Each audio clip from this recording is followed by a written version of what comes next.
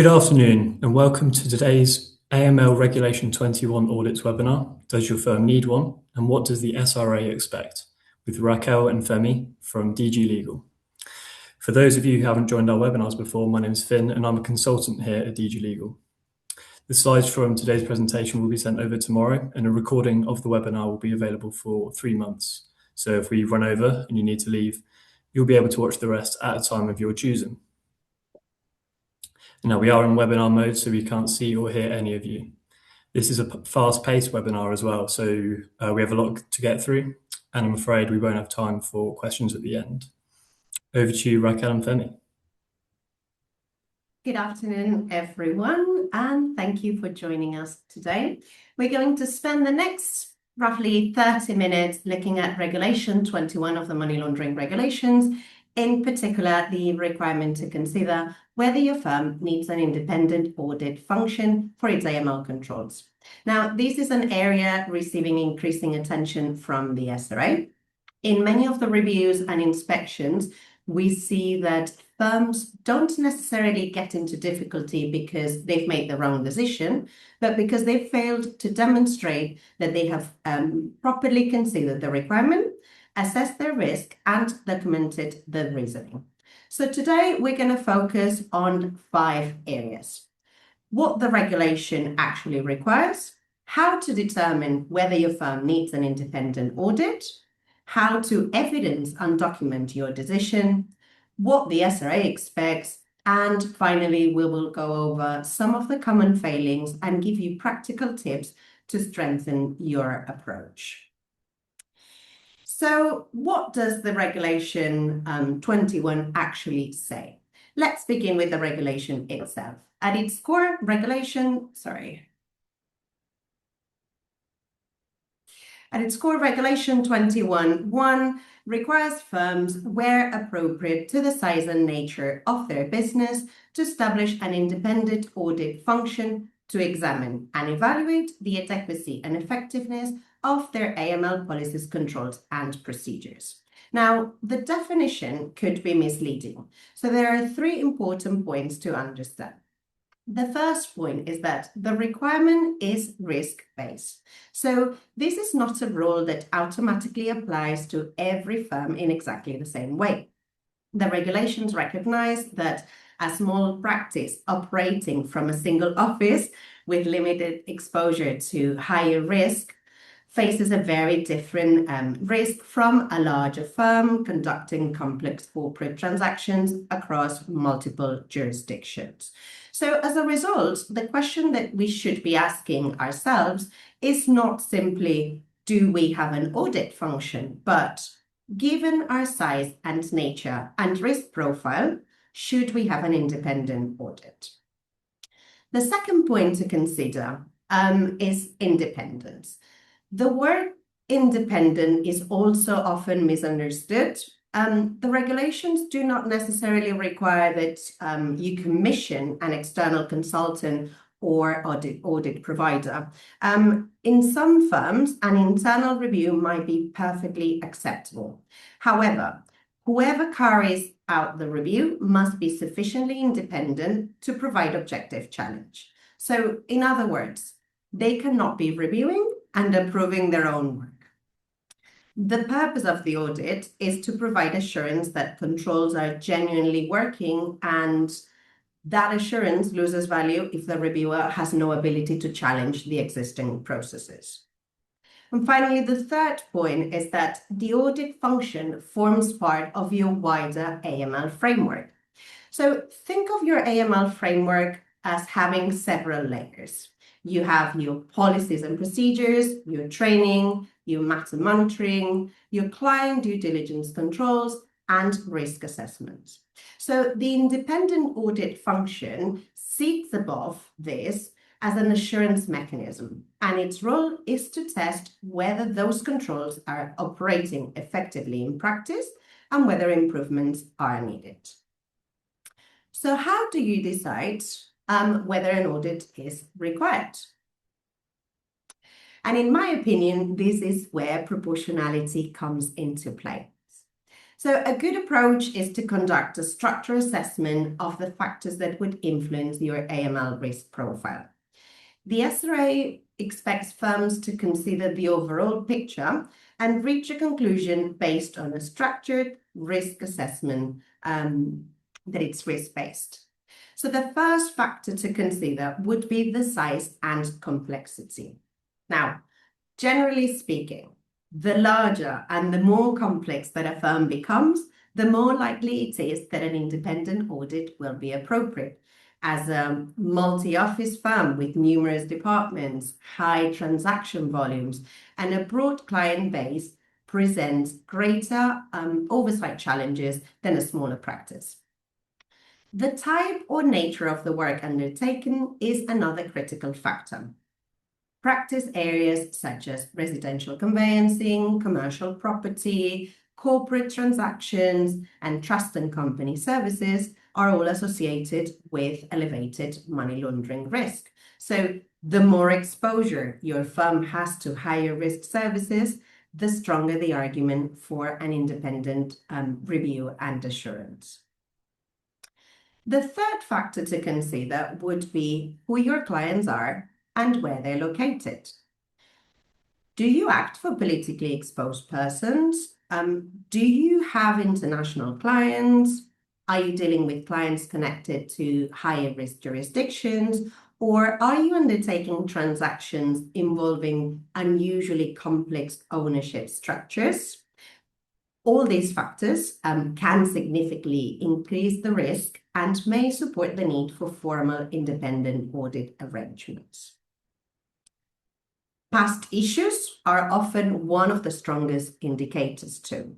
So if you've identified recurring compliance weaknesses, experienced file review concerns, received regulatory feedback, or even uncovered deficiencies through monitoring activities, an independent audit would probably provide valuable assurance and oversight.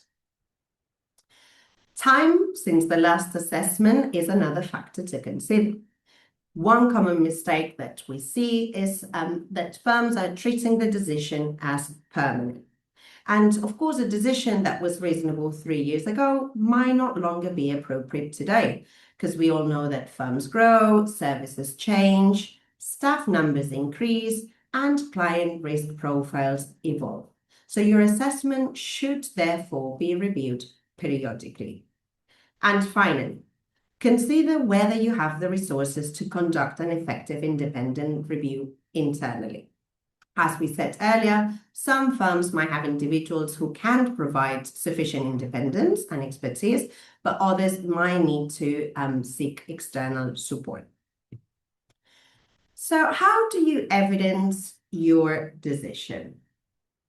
And this brings us to one of the most important areas, documentation, which in practice is where many firms fall short. The SRA is not only interested in the outcome of that decision, but it wants to understand the process that led to that outcome.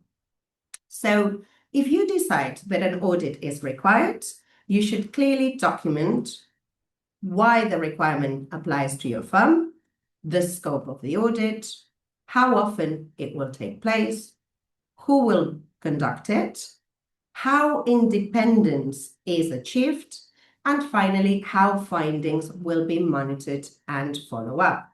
It's important to know that the audit report should not simply be filed away, but there should be evidence that any recommendations have been reviewed, actions are assigned, and progress is tracked. On the other hand, if you've concluded that an audit is not required, the documentation is equally important. So you should record why the requirement is considered disproportionate in your case, how that conclusion links to your firm-wide risk assessment, what other assurance activities you will rely upon instead, who approved that decision, and finally, when it will be next reviewed. We've come across many firms who simply produce a brief note that says an independent audit is not required. Now, in our opinion, this is unlikely to satisfy regulatory scrutiny, as the regulator should be able to read your assessment and understand precisely how you reach that conclusion. And as I mentioned before, this is not a one-off exercise, so ensure that your assessment is revisited whenever there are significant changes to your business and at least reviewed periodically as part of your compliance framework. Now, what does the SRA expect to see? So if the SRA asks about a Regulation 21, there's 5 key areas to consider, starting with clear documented decision. As we briefly discussed, your first question is whether the firm has actively considered the requirement, and the absence of any evidence is often viewed as a significant weakness. Your AML documents should also reference your approach to independent audit where appropriate, and this is often overlooked, particularly when firms are relying on template policies and these haven't been tailored. Evidence of your audit activity is also essential. So where a firm has determined that an audit function is required, the SRA will expect to see this evidence. This may include audit plans, audit reports, findings, management responses, or even action logs. Your position on the independent audit should make sense and should be consistent with your risk assessment. So you need to ensure that it's viewed alongside this firm-wide risk assessment. For example, a firm describing itself as high risk in multiple areas might find it difficult to justify having no independent assurance at all. Finally, audit findings should be fed into your governance structures. So senior management should receive the reports, consider the key risk, and oversee remediation of activities. The independent audit should support any decision-making at leadership level rather than exist as a standalone compliance exercise. So overall, the SRA is looking for evidence that your approach is thoughtful, proportionate, documented, and is embedded within your wider AML framework. I'll now hand over to Femi, who will take us through some of the common failings that we identified during the AML reviews and some of the practical steps that, as a firm, you can take to strengthen your compliance framework.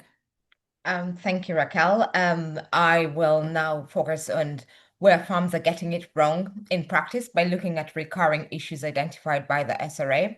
I'll then finish by looking at practical steps that firms can take just to ensure that they're meeting the inspection standards. So what we've seen is that when the SRA carries out inspections, there's similar recurring issues, and there's a theme.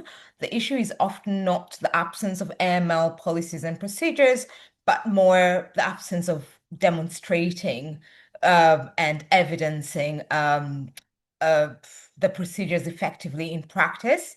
This tends to be quite common with many firms because it's easy having documentation, but implementation is a different issue. So the first area is Regulation 21 consideration and documentation. As Raquel covered earlier, firms need to consider whether an independent AML audit is for them and is required based on their own risk profile. And the SRA commonly identifies that firms have either not documented this, that the decision their decision is not properly reflected in their AML policies. Again, going back to what Raquel said, you have firms where you simply have, this is not required due to our size or due to the complexity of the work that we do, but with no further justification or explanation, which is what the SRA wants to see. Another key issue is failure to act on audit findings. So you have an audit everything goes well or not in certain circumstances. But then you always do get with audit reports recommendations and corrective actions, but these are not then implemented by the firm and fee earners. This goes further as well with training. So when you do have failings from the findings of an audit, this should be covered by the firm, by the MLRO, the MLCO, and fee earners should be made aware of these failings, and this should be reflected on the training that they receive in future or immediately sometimes. And corrective actions can be applied sometimes in areas where matters are still open, for example, and you can go back and fix the wrongs of that particular matter. In matters where this is not possible because the matter has completed, it's absolutely fine to then retrospectively either try and correct this matter or make a note of it, that these were the failings, an audit was conducted, and going forward, this is what will be implemented to avoid certain failings again in future. The SRA also looks closely at independence. The person carrying out an audit must be sufficiently independent to provide objective assurance rather than reviewing their own work. It's very easy for someone to review their own work and not see their own failings, or to review the work of the firm and not identify the failings because they can be a bias. So we want to avoid that. We want to make sure that the audit is independent and that you can clearly document how it is independent and justify how the independence of the audit. And finally, firms need to remember that the Regulation 21 audit is not a one-off exercise. Firms are expected to keep it under review and to ensure it remains consistent with their current risk assessments. If a firm identifies high-risk factors but concludes that an audit is unnecessary, it must be able to clearly explain that decision. The key message is that firms need to evidence a clear risk-based approach, consider the requirements, document this and the decision, act on the findings, and review the position as the firm's risk evolves. So what does good practice look like in reality? Because it's very easy for me to sit here and tell you what to do and what not to do, but how does it look like to the SRA and for any auditor, because we also provide Regulation 21 audits. So the first step is to carry out a Regulation 21 gap analysis. Firms should review the AML policies, procedures, and governance arrangements to ensure they have properly considered whether an independent AML audit is required at all. The key point is that firms should be able to evidence their decision-making process. So not just stating it, but evidencing this, rather than simply stating that an audit is or is not required. This should include a documented assessment, setting out the firm's risk profile, the firm's findings from its firm-wide risk assessment, the rationale for the decision reached, and who considers and approaches this decision, usually the MLTO with discussions with the MLRO. And the next step is ensuring the decision is consistent with the firm-wide risk assessment. The SRA will expect to see a clear link between the risk identified by the firm and how those risks are independently tested or monitored. For example, where a firm has higher risk areas such as complex transactions, international clients, or higher risk client types, it should be able to explain how those risks have been considered when reaching its Regulation 21 decision. So if you are a small firm, for example, on the high street, and you have 2 to 3 fee earners, you're not really dealing with complex matters and you're not internationally exposed, you automatically would not need the same, you wouldn't meet the same risk as a bigger or medium-sized firm. So as long as you can justify this, you can explain this and document it, that's absolutely fine. And firms should also clearly define what independence means in practice. If an internal reviewer is being used, particularly, the firm should document why that person is sufficiently independent in their view.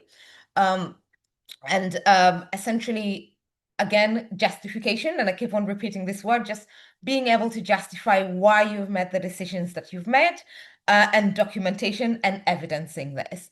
And in terms of frequency, there is no requirement under the regulation for every firm to conduct an annual audit. Again, this is on a risk basis. The frequency should be proportionate to the firm's risk profile. Higher risk firms may determine that annual audits are appropriate, whereas lower risk firms may decide that a less frequent review is sufficient. However, the rationale for the decision chosen and the approach chosen, again, should be documented. The Regulation 21 decision in any audit process should form part of the firm's compliance calendar and governance arrangements. So the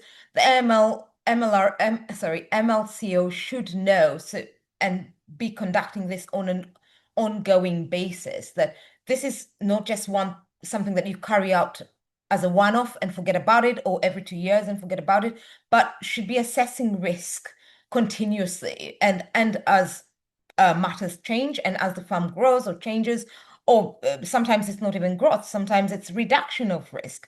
But this should just reflect it. They should be the MLCO and in conjunction sometimes with the MLRO, or some firms, the same person holds the same role, should continuously be assessing risk in their firm-wide on their AML policies, controls, and procedures, because as regulation changes, your risk as well might change. So we consistently have new jurisdictions brought in as high-risk countries. You need to then go back and assess, do we have clients from these jurisdictions? Are we implementing this on our firm-wide risk assessment? And is this reflected through all our governance process? So essentially just a trail showing that everything compliance-based is in order, and we're not just putting this in writing and documenting it, but we're implementing it in our policies, controls, and procedures, and our fee earners are aware of what they're doing or what they should be doing when certain risks arise. And finally, firms should remember that the Regulation 21 assessment is not a one-off exercise again, as I repeat. The decision should be reviewed at least annually. Even if you're not conducting audits, you should just review it. Check, have things changed? Should things change? Sometimes things haven't changed, but should they change? Has have our practice areas changed? Client base, risk profile, regulatory feedback, regulatory updates, and or any significant AML issues. The overall inspection standards is that firms should be able to demonstrate a clear audit trail, why they reached their decisions, how it aligns with their risk, who reviewed this, what actions were taken, and how the approach continues to be monitored. If anything, monitoring is key, because how do you know where you're going wrong or what you need if you're not monitoring what is going on? So that brings me to the end of our presentation. Hopefully this has provided some practical insight into the purpose of our Regulation 21 audit, the recurring issues identified by the SRA, and the steps firms can take to strengthen the AML framework and ensure they are meeting the expected regulatory standards. Thank you for your time today. For our retainer clients, please feel free to email us any follow-up questions that you might have to retainer@dglegal.co.uk. For our ad hoc clients or those who have joined us today who are not currently our clients, you can, of course, contact us on consultants@dglegal.co.uk. We also offer independent Regulation 21 audits for both our retainer and ad hoc clients. If this is something you're interested in, or to know more about how the process actually works and how we conduct it, please do feel free to get in touch, and we'd be happy to discuss this further with you in more detail. And yeah, thank you again for joining us today, and thank you, Raquel, for presenting this with me. Thank you, Femi.